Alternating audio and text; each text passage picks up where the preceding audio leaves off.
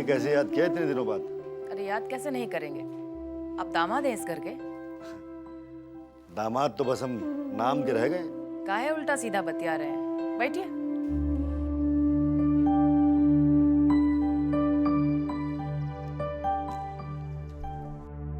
क्या मंगाए आपके लिए? आज बड़ा दुलार दिखा रही है, क्या बात है? अब पक्का वकील बन चुके हैं आप, मन का बात समझ लेते हैं। कुछ काम था आपसे। हुकुम कीजिए। बिंदा का ब्याह करना चाहते हैं हम, कोनो लड़की देखिए ना। अरे हंस का ही रहे हैं आप, हम कोनो मजाक कर रहे हैं का? जी कौन लड़की देगा इन सबको? क्या मतलब है आपका, कौन लड़की देगा इन सबको? आपके भाई गुंडा बदमाश है और सबको ये जानता है, अपनी लड़की कौन देगा इनको? अरे बकवास कर रहे हैं आप, इतना बुरा भी नहीं है हमारा भाई। पता कीजिए, कोई ना कोई तो देगा अपनी लड़की।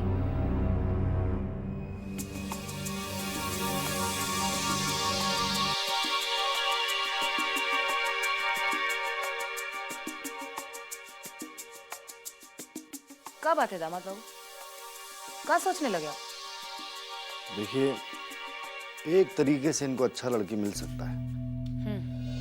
क्या है कि किसी गरीब घर में इनकी शादी करवा दीजिए, उस गरीब का भी भला हो जाएगा और इनको अच्छी लड़की भी मिल जाएगी। कोई खानदान वानदान के बारे में हो हल्ला करे तो कह दीजिएगा कि लव मैरिज था इसलिए छोटे खानदान में शादी करना पड़ा। उस गरीब को 1,00,000-1,50,000 रुपया दे दीजिएगा, उसका भी भला हो जाएगा और अच्छी लड़की भी मिल जाएगी। ठीक कह रहे हैं आप, हमको मंजूर है। आप लड़की तो खोजिए। देखिए, खोजने की जरूरत नहीं है। क्या है कि एक लड़की हमारी नजर में है, बहुत अच्छी लड़की है, लाखों में एक लड़की है, सुंदर सुशील, गाय है, एकदम गाय।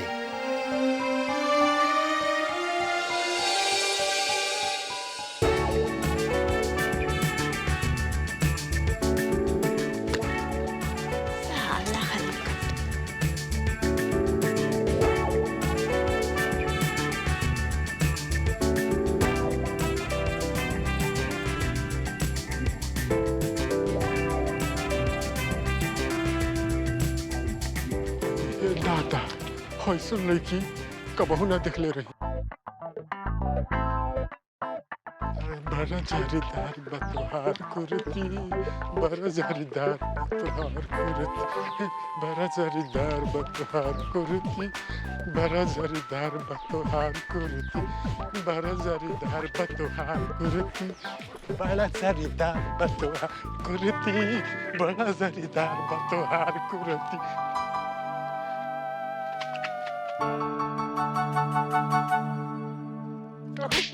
थप्पड़ क्यों मारा? साले हलकट अपुन को देख के लाइन मारता है और पूछता है थप्पड़ क्यों मारा? अरे हम आपको देखो लाइन थोड़ी मार रहे हैं। अरे मेरे दो बीवी बच्चे हैं। दो बच्चा और दो बीवी, उसके बाद वो अपुन को देख के छेड़ता है, अपुन को देख के गाना गा रहा है। अरे बाप! अरे बाप! अरे बाप! साले तेरी साले उसके गाना गाना कुछ नहीं। अरे बाप! अभी नहीं आती मैं तेरे। अरे तेरे को पुलिस को पकड़वाती है। पुलिस! साले हलकट! हाँ, तुम बहुत अच्छे से। अरे बाप! भाई माफ कर दो, गलती हो गई, गलती हो गई। अरे जाना कहाँ लोग साले? भाग गया। क्या है? काम करो बना। हाँ, बद्दू। हाँ, तो तू क्या कह रहा था? नमस्कार दीदी। दीदी? तेरी तो मैं दीदी ठीक हूँ।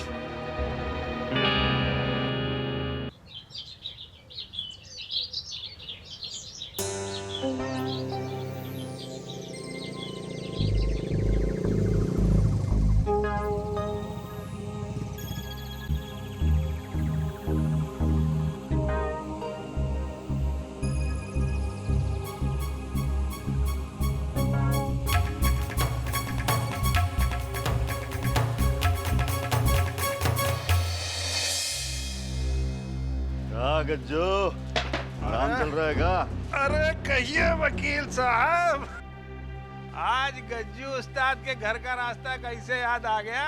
अरे बहुत केस लड़े हैं तुम्हारे, हाँ। फीस भी बहुत ले चुके हैं, तो एक रिलेशन बन गया हमारा तुम्हारा। सो बात तो है। तो हम सोचे क्यों ना तुम्हारे ऊपर एक उपकार कर दिया जाए। तुम्हारा बेटी आजकल इधर ही है ना? हाँ, वो बम्बे में सब डांस बार बंद हो गया है ना, डांस वांस का कुछ काम तो है ही नहीं, तो फिर क्या करती हुआ वापस आ गई है यहाँ। यहाँ क्या कर रही है? नहीं बार बार जाती है? राशन पानी कैसे चल रहा है घर का? अरे अब आपसे क्या छिपाना, कभी कोई मोटा ग्राहक मिल जाता है तो उसके साथ चली जाती है, मन बहल जाता है और थोड़ा बहुत कमाई भी हो जाता है। इसका मतलब 100 घाट का पानी पी चुकी है। अरे क्या बात है वकील साहब, कामनी के बारे में बहुत पूछताछ कर रहे हैं। बात तो जरूर कुछ है, लेकिन वो नहीं जो तुम सोच रहे हो। अरे तो फिर जरा खोल कर बताइए। कहा है कि हम सोच रहे हैं कि तुम्हारी बेटी की शादी करा दी जाए। शादी उसकी? काहे मजाक करते हो वकील साहब, कौन करेगा उसके जैसी लड़की से शादी? अरे ऐसा काहे सोच रहे हो? आप ये समझो कि हम उसका रिश्ता लेकर के आए। क्या बात कर रहे हो वकील साहब? अरे हम तो सोचना ही छोड़ दिए कि उसका कभी शादी हो भी सकता है। ऐसा मत बोलो, उसका शादी होगा और बहुत बड़े घर में होगा। ऐसे घर में होगा कि तुम दोनों का जिंदगी संवर जाएगा। दोनों का क्या मतलब? कहाँ? अरे किधर करा रहे हो शादी? दुलारी देवी, उनका भाई है ना बिंदा, हाँ? उसी के साथ। क्या कह रहे? बैठो बैठो बैठो। हैं? दुलारी देवी का? ऊपर वाला जब देता है तो छप्पर फाड़ के देता है। समझ लो ये रिश्ता पक्का हो गया। अब तुम ये बताओ कि तुम्हें ये रिश्ता मंजूर है कि नहीं? क्या कह रहे हो वकील साहब? अरे लक्ष्मी खुदा ही घर चल के आए, हम लात मार दे, इतना मूर्ख नहीं हो हम। 16 आना मंजूर है। लेकिन गज्जू, हाँ। देखो हम तुम पर एक बहुत बड़ा एहसान कर रहे हैं शादी करवा कर। सो तो है। तो हम ये चाहते हैं कि शादी के बाद तुम दोनों हमारा ख्याल रखो। अरे क्या बात कर रहे हो वकील साहब, आप तो भगवान बनकर आए हो हमारे यहाँ। आप इतना बड़ा कृपा कर रहे हो हमारे ऊपर, तो आपका ये एहसान हम कभी भुला सकता हूँ? देखते हैं शादी के बाद तुम इस बात पर कितना अडिग रहते हो। शिकायत का मौका नहीं देंगे वकील साहब। हाँ, बस एक बार ये रिश्ता पक्का करा दो। लेकिन एक बात है, उन लोग को कामनी का बारे में अगर कहीं पता चल गया था? अरे उसके बारे में तुम निश्चिंत रहो। हम महाराजगंज से इतनी दूर इसीलिए आए हैं क्योंकि वहाँ तुम्हारे और कामिनी के बारे में तो कुछ नहीं जानता। ये शादी तो समझ लो हो गई। किसकी शादी करवा रहे हो बापू? अरे आओ बेटी आओ, ये देखो अपने केडी बाबू शादी का रिश्ता लेकर आए तुम्हारे लिए। अपन की शादी? किससे और कहाँ? अरे इतना बड़ा घराना है कि सुनोगी तो खुशी से पागल हो जाओगी। तो बापू जल्दी बता ना, फोकट में इतना सस्पेंस क्यों बढ़ा रहे? केडी साहब, कहाँ करवा रहे हैं आप अपुन की शादी? अरे बेटी, केडी बाबू तुम्हारी शादी महाराजगंज की मालकिन, अरे नहीं मालकिन नहीं, महारानी समझो, महाराजगंज की महारानी दुलारी देवी के यहाँ तय करे आए हैं। हाँ। अरे अपुन का तो बचपन से ही ये सपना है कि अपनी शादी, अपुन की शादी एक बड़े से खानदान में हो, जहाँ सिर्फ अपुन का राज चले और सब के सब मेरी उंगली पर नाचे बाबू, उंगली पर। और जहाँ सिर्फ अपुन का सिक्का चले बाबू, सिर्फ अपुन का। वाह केडी साहब, आज तो आपने अपुन का दिल ही जीत लिया, सच। वहाँ तुम्हारा सिक्का खूब जमेगा, जो मन में आए वो करना, लेकिन तुमको ये अपुन तपुन छोड़ना पड़ेगा। आप चिंता मत करो, अपुन ऐसी झकास एक्टिंग करेगा ना कि किसी को शक ही नहीं होगा कि अपुन चीज क्या है। हाँ, लेकिन तुमको ये बोलने का स्टाइल छोड़ना पड़ेगा। बहुत सोच समझ के वहाँ तुम्हारी शादी करवा रहे हैं। और एक बात और, तुमको हमारा वहाँ जिंदगी भर ख्याल रखना होगा। आप फिक्र मत करिए केडी बाबू, मैं जिंदगी भर आपका मेहमान की तरह स्वागत करूंगी।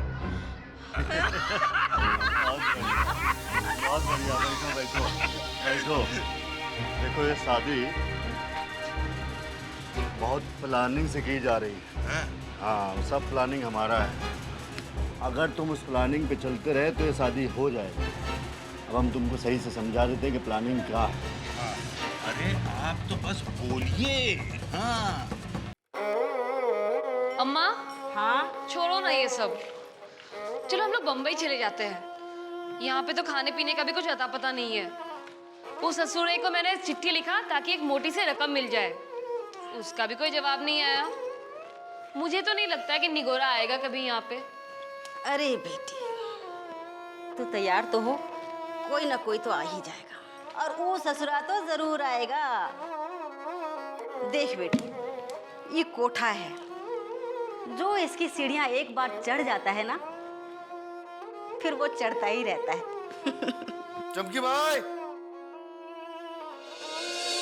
अम्मा, मैंने कहा था ना वो आएंगे। हाँ बेटी, तेरा विश्वास तो पक्का निकला। आप आ गए? आ गए ना चमकी भाई। इल्ला, ये पकड़ो 10,000 रुपया। बहुत सुनाई थी ना हमको कि यहाँ लोग थूक के जाते हैं। हमने रईसी पे क्वेश्चन की थे ना चमकी भाई। अरे बिंदा बाबू, अरे एक मिनट रुक जाओ। इल्लो, पकड़ो 60,000 रुपया। 60,000 रुपया है, एक एक करके गिन लो।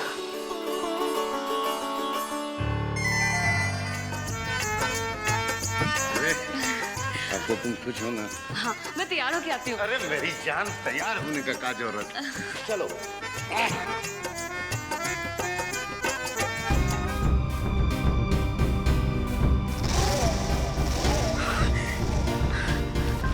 बाप रे बाप, पता नहीं नशेड़ी इतना पैसा कहाँ से लेकर आया। छोड़, चाहे जहाँ से भी लाए, अपने पास माल तो आया। 10,000 मांगा था, पूरे 60,000 ला कर दे दिया। ओए, जियो राजा, जियो।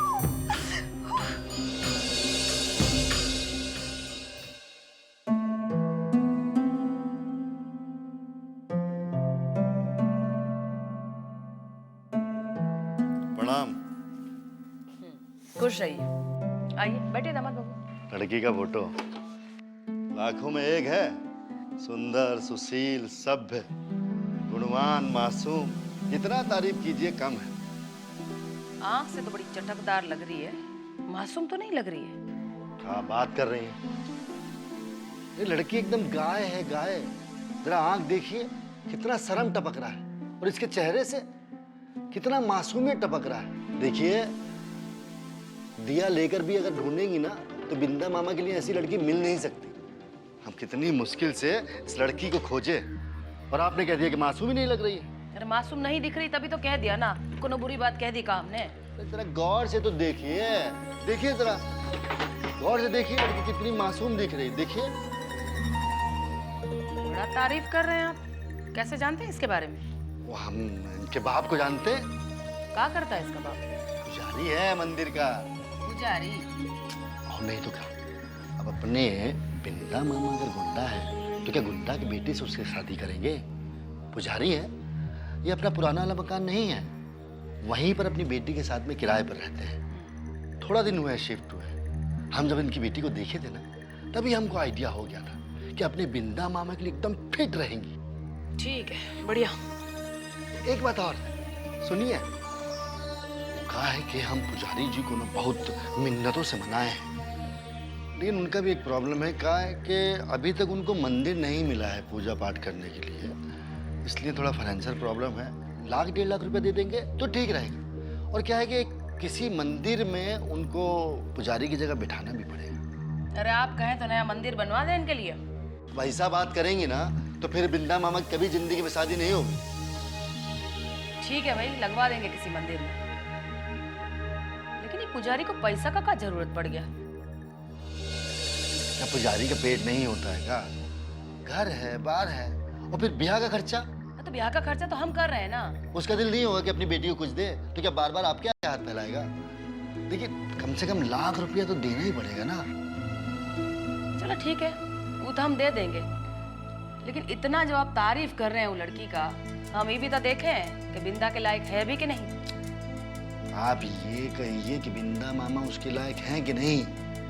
देखिए अब बिंदा मामा जैसे गुंडे आदमी के लिए अगर कोई सीधी सच्ची लड़की शादी के लिए हाँ कह रही है ना, तो समझ लीजिए ये भी काफी है। बहुत बकवास कर रहे हैं आप हमारे भाई के बारे में। अरे आप गुस्सा काहे हो रही हैं? हम जानते हैं कि वो आपके भाई हैं, लेकिन एक बात बता दें सच्चाई, आप पूरे महाराजगंज के लोग खाली उनकी डर कर इज्जत करते हैं, प्यार से कोई इज्जत नहीं करते, डरते हैं सब। अभी पुजारी जी को हम इतनी मुश्किलों से मनाए हैं, और वो पता है क्यों मान गए? क्योंकि वो भक्ति में तल्लीन रहते हैं, उन्हें दीन दुनिया का कोई खबर नहीं है, इसलिए वो मान भी गए। वरना दूसरा कोई होता तो मान जाता क्या? अच्छा अच्छा ठीक है, ये सब तो ठीक है, लेकिन ये बताइए कि लड़की क्या करती है? बीएससी करके आई है दिल्ली से, एकदम बहुत तेज दिमाग वाली है। तब तो अच्छी रहेगी बिंदा के लिए। अजी आप चिंता मत कीजिए, एकदम सुधार देगी। एक बार घर में आ गई तो सही रास्ते पर लग जाएंगे बिंदा मामा। तो ठीक है, फिर बिंदा को बुलाते हैं और फोटो दिखा देते हैं, उसका भी राय लेते हैं कि क्या। ये उसकी क्या जरूरत है, बस आप हाँ बोल दीजिएगा। हाँ उनको दिखाने की क्या जरूरत है, वो मना थोड़ी कर देंगे। ना ना, शादी ब्याह का मामला है, राय तो लेना ही पड़ेगा, ऐसा थोड़ी होता है। अरे कोई है क्या दरवाजा पर? जी बिंदा के बोला हुआ, कहा कि दीदी बुलावतिया। जी, लेकिन बिंदा भैया तो कल रात से घर पे नहीं आए हैं।